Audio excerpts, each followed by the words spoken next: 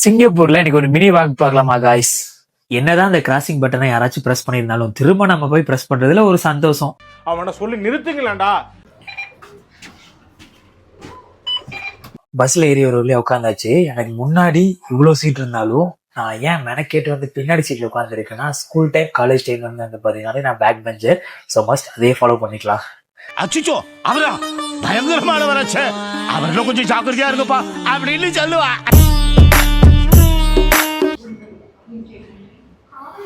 என்ன தெரிகிறது? யாராவது முரட்டால ஓடிக்கிட்டு இருக்கா?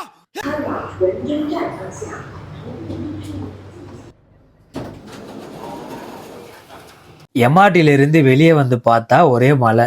நான் எப்போ வருவேன் எப்படி வருவேன்னு யாருக்கும் தெரியாது.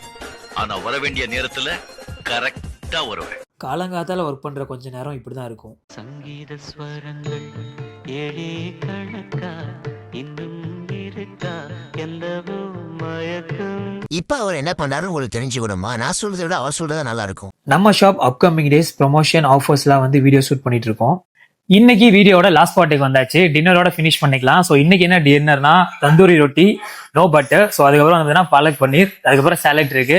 ஸோ வாங்க என் கூட நீங்களும் சாப்பிடலாம். ஓவராலா இன்னைக்கு வீடியோ விளாக் வந்து எப்படி போச்சுன்னா ரொம்ப சிறப்பா போச்சு. நான் இப்போ எங்க சாப்பிட்டுட்டு இருக்கேன்னா தேக்கா சென்டர்ல. நீங்க பின்னாடி பேக்ரவுண்ட் பார்த்தாலே தெரியும், சிங்கப்பூர்ல இருக்கிறவங்க நிறைய பேருக்கு தெரியும். ஸோ அடுத்து இது மாதிரி நிறைய வீடியோல பார்ப்போம். ஸோ ஃபாலோ பண்ணிக்கோங்க.